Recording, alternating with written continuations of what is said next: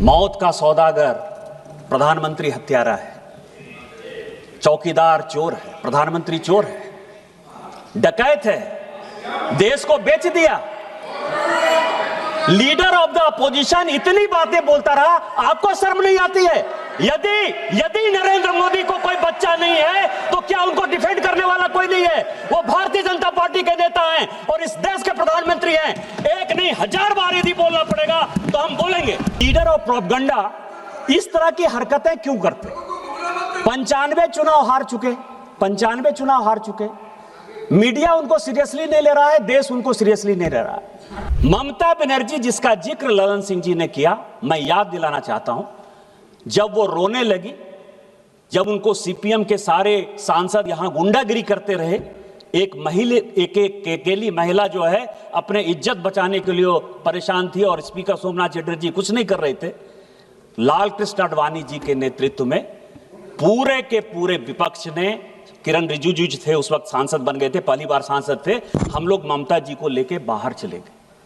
हमने स्पीकर के ऊपर कागज नहीं फेंका सर, हमने किसी प्रकार की कोई दुर्घटना नहीं की। उसी तरह से इसी हाउस में समाजवादी पार्टी के यशवीर सिंह को बिलास बुद्धवार और सोनिया गांधी जी ने जब पीटना स्टार्ट किया तो यही भारतीय जनता पार्टी बचाने के लिए आई। मैं सांसद था, चुप रहिए, बैठिए। और हमने जो है पार्लियामेंट में कोई रकस नहीं किया सर, हम चले गए बाहर। इसी पार्लियामेंट में 2014 में कांग्रेस के सांसद ने चिली स्प्रे किया सर, मिर्च का स्प्रे हुआ। इसी में दोनों सांसद अभी नहीं हैं, राजगोपाल और मधु गौड़ याक्षी, दोनों ने एक दूसरे को जो है लत्तम और गुस्सा मारा सर।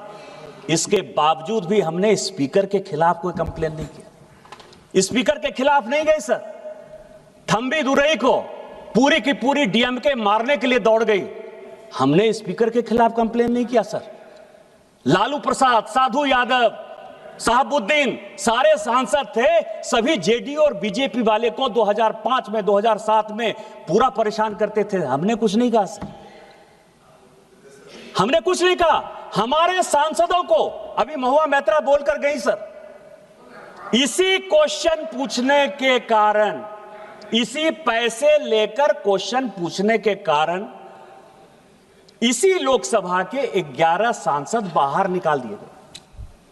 हमने मदद किया कि नहीं किया सर?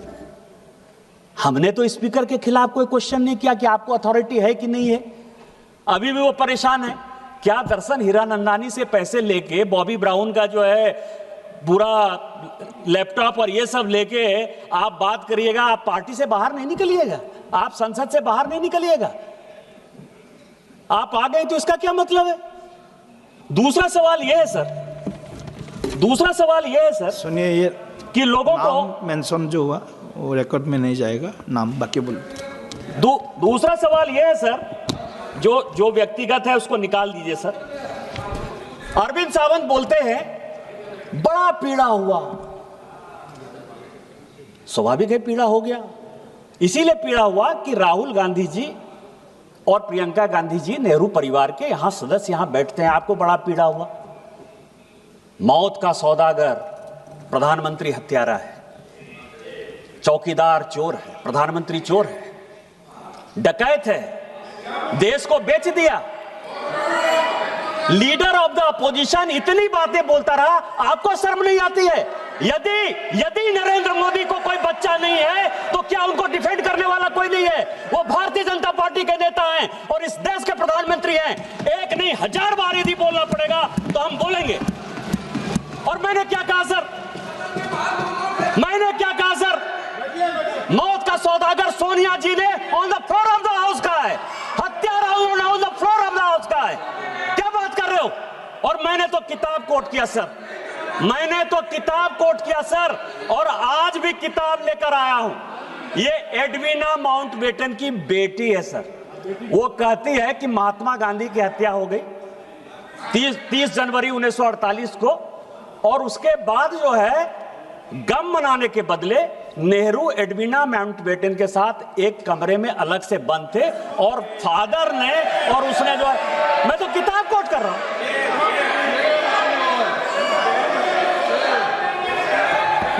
मैं उनकी बेटी का किताब है सर।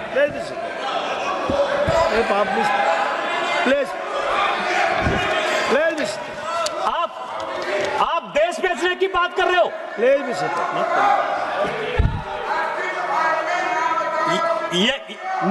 मैं तो बात कर रहा हूं सर। स्पीकर सर 17 आदमी को मैं अब इतिहास की कहते हैं आपने कोई जो है उसका गारंटी नहीं लिया है। नेहरू जी देश के पहले प्रधानमंत्री थे। राहुल गांधी और प्रियंका गांधी का रिश्तेदार होंगे, लेकिन देश के पहले प्रधानमंत्री को कोट करने का अधिकार, उनके गलतियों को बताने का अधिकार मेरा है। वो देश के पहले प्रधानमंत्री थे। आपकी कोई यूएसपी नहीं है। 47 से लेकर 52 तक वो कांग्रेस के प्रधानमंत्री नहीं थे, वो इस देश के प्रधानमंत्री थे। और हमारे पहले राष्ट्रीय अध्यक्ष श्यामा प्रसाद मुखर्जी भी उनके मंत्रिमंडल के सदस्य थे सर।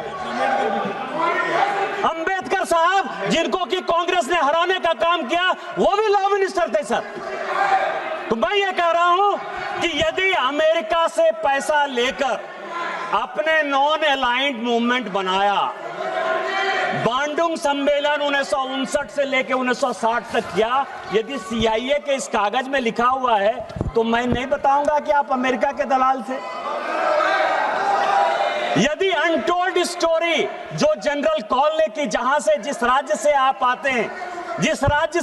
आते हैं स्पीकर सर, कि 1962 में ऑल इंडिया रेडियो से नेहरू जी ने कह दिया कि असम चीन के कब्जे में चला गया।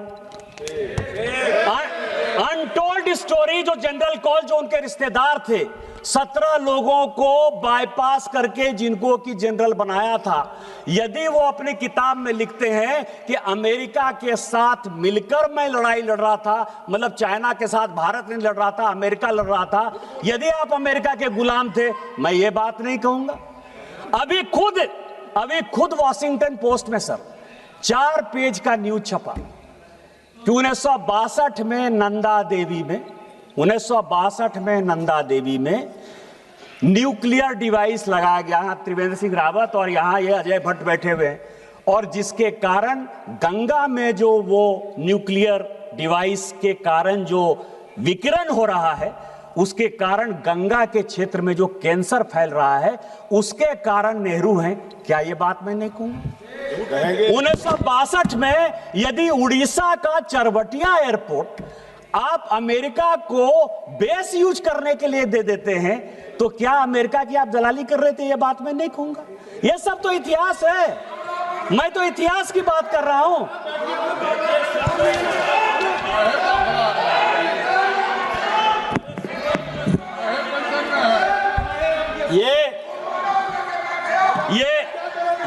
ये रिजोल्यूशन है सर, ये रिजोल्यूशन है और इस रिजोल्यूशन में leader of the propaganda, LOP का जो मतलब मैं समझता हूं सर, क्योंकि इसमें काफी क्लियर नहीं है। लीडर ऑफ द प्रोपगंडा, जब एक इग्नोरेंट आदमी एरोगेंस का शिकार हो जाए, तो हमारे हिंदी में एक कहावत है कि फटा पोस्टर निकला हीरो। फटा पोस्टर निकला हीरो। जब एक इग्नोरेंट आदमी एरोगेंस का शिकार हो जाए तो क्या होता है? वो लीडर ऑफ प्रोपगंडा होता है। और LOP के बारे में ये पूरा इसमें डिस्क्रिप्शन है सर। कॉल एंड सगदर ने लिखा है कि लीडर ऑफ द अपोजिशन कौन होगा और लीडर ऑफ द अपोजिशन के क्या अधिकार होंगे। आज चिल्ला रहे हैं LOP को बोलने देते हो, LOP को नहीं बोलने देते हो। मैंने भी सोचा कि इसमें जाया जाए कि LOP को बोलने नहीं देते हो। संविधान में तो LOP लिखा ही नहीं, कॉन्स्टिट्यूएंट असेंबली के डिबेट में हुआ ही नहीं। 47 से लेके 77 तक सर LOP कौन होगा इस देश का? मतलब क्या उनकी मानसिकता थी, तानाशाही की मानसिकता थी कि 1947 से लेके 77 तक इस देश में LOP के लिए किसी प्रकार की कोई सुविधा, कैसे LOP का सिलेक्शन होगा, कौन LOP होगा, कुछ था ही नहीं। चर्चा करते हैं 69 में राम सुभाग सिंह बने, राम सुभाग सिंह बने। मैं उस पर भी गया सर कि 77 में 69 में क्या हो गया, राम सुभाग सिंह हो गए। इंदिरा जी ने अपनी पार्टी तोड़ दी, सिंडिकेट ने उनको पार्टी से निकाल दिया। कैंडिडेट कांग्रेस पार्टी के राष्ट्रपति के नीलम संजीव रेड्डी जी हुए। इंदिरा जी ने अपना कैंडिडेट बीबी गिरी बना दिया। अंतरात्मा की आवाज पर वोट हो गया सर, और उस अंतरात्मा की आवाज में बीबी गिरी साहब जीत गए। कांग्रेस पार्टी दो भाग में विभक्त हो गई। ऐसी सिचुएशन हो गई कि इस सरकार को गिरने के अलावा कोई उपाय नहीं था। तो शेखर गुप्ता एक बड़ी अच्छी किताब लिखते हैं, द लेफ्ट ओवर्स, कि कांग्रेस जब जब लेफ्ट होने की कोशिश करती है वो देश का कबाड़ा करती है और अपना कबाड़ा करती है।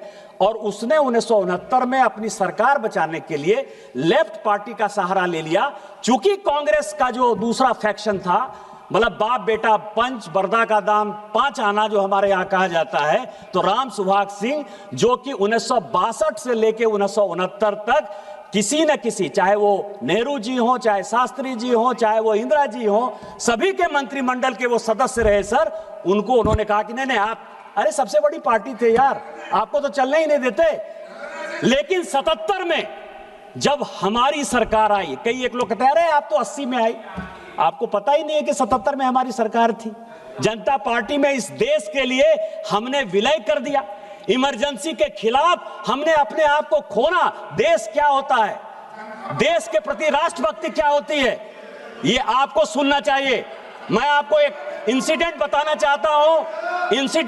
चाहता हूं स्पीकर महोदय, आपके माध्यम से अरविंद सावंत जी को, चले जाइएगा पार्लियामेंट के लाइब्रेरी में। 1969 में एक क्वेश्चन है कि बाला साहब ठाकरे ने गोली क्यों चलाई, और उस गोली के लिए बाला साहब ठाकरे का रिवॉल्वर का लाइसेंस क्यों नहीं निरस्त कर दिया जाए।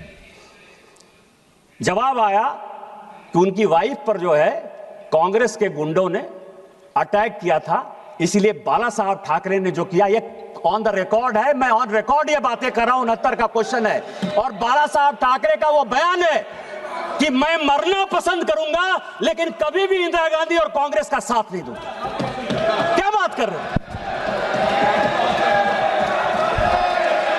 मैं हिल्ड नहीं कर रहा हूं सर, मैं हिल्ड नहीं कर रहा हूं। इसमें सभापति महोदय, एक हमारे यहां कहावत है, कि पूत कपूत तो क्या धन संचय। भाषण के बाद आप बोलेंगे, निशिकांत जी के भाषण के बाद आप बोलेंगे। पूत कपूत तो का धन संचय, पूत सपूत तो का धन संचय। और ये पूरा का पूरा जो है, ये पूरा का पूरा जो मामला है कि leader of the party, leader of the partition या लीडर ऑफ प्रोपगंडा इस तरह की हरकतें क्यों करते? 95 चुनाव हार चुके, मीडिया उनको सीरियसली नहीं ले रहा है, देश उनको सीरियसली नहीं ले रहा है। हालत क्या हो गई है कि आप ये समझिए कि जब सोनिया जी ने इस पार्टी को छोड़ा तो 206 उनके लोकसभा के सांसद थे सर। जब राहुल गांधी जी के बाद ये पार्टी गई तो वो 44 पे चली गई। दूसरा जब चुनाव आया तो वो 50 पर चली गई। इसके बाद सोनिया जी को लगा कि अकेले से नहीं हो पाएगा, तो पार्टी एकदम खत्म ही कर देगा। तो प्रियंका गांधी को उन्होंने जो है उसके साथ भेज दिया। तो अभी 99 सीट पर जो है पहुंच गए सर। इसके बाद जो है वो फिर से खत्म होने के कगार पर हैं। इसी कारण से लाइमलाइट लेने के लिए अब लड़ाई हो रही है कि प्रियंका जी नेता बनेंगी कि ये बनेंगे। इस कारण से जो है ये इस तरह की हरकत कर रहे हैं सर, केवल देशद्रोही हरकत कर रहे हैं। और अभी तो प्रियंका जी चली गई। मैं कहने वाला था सर कि गांधी परिवार में जो आदमी पैदा होता है वो प्राइम मिनिस्टर इन वेटिंग होता है, एलओपी नहीं होता है, लीडर ऑफ प्रोपगेंडा नहीं होता है सर, लीडर ऑफ अपोजिशन नहीं होता है, प्रधानमंत्री होता है। अभी उनके बेटे की शादी होने वाली है, मैं उनसे रिक्वेस्ट करूंगा कि अपने बेटे के साथ मेरा फोटो खिंचा दीजिएगा, क्योंकि लड़ाई तो वही है ना। वो राजा है सर, हम रंक हैं। गांधी परिवार में कोई पैदा हो गया, उसको इस देश पर राज करने का अधिकार है, स्पीकर बनाने का अधिकार है, राष्ट्रपति बनाने का अधिकार है, उपराष्ट्रपति बनाने का अधिकार है, डायरेक्टर सीबीआई वो बनाएगा, सीएजी वो बनाएगा, चीफ जस्टिस ऑफ इंडिया वो बनाएगा। और ये जो नहीं बना पा रहे हैं 12 साल से, इसी छटपटाहट में वो माननीय ओम बिरला के खिलाफ जो है ये अविश्वास प्रस्ताव लेकर आए। सर,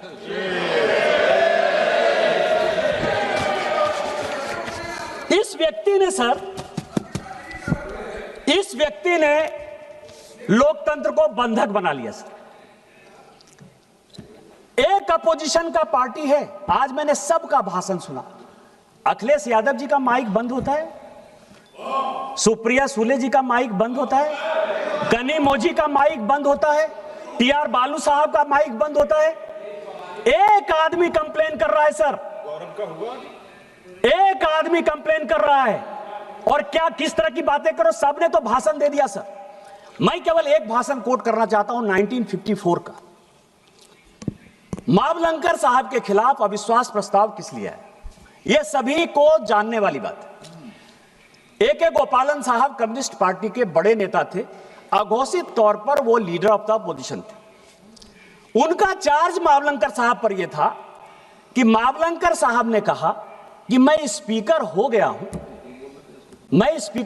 हूं, इसके बावजूद भी मैं कांग्रेस पार्टी का सदस्य हूं, और कांग्रेस पार्टी के चीजों की रक्षा करना, उसकी आइडियोलॉजी का रक्षा करना हमारा परम धर्म है। मैं ए.के. गोपालन साहब का लेकर आया हूं, मुझे यदि किसी को चाहिए तो मैं ऑथेंटिकेट कर दूंगा और दे दूंगा।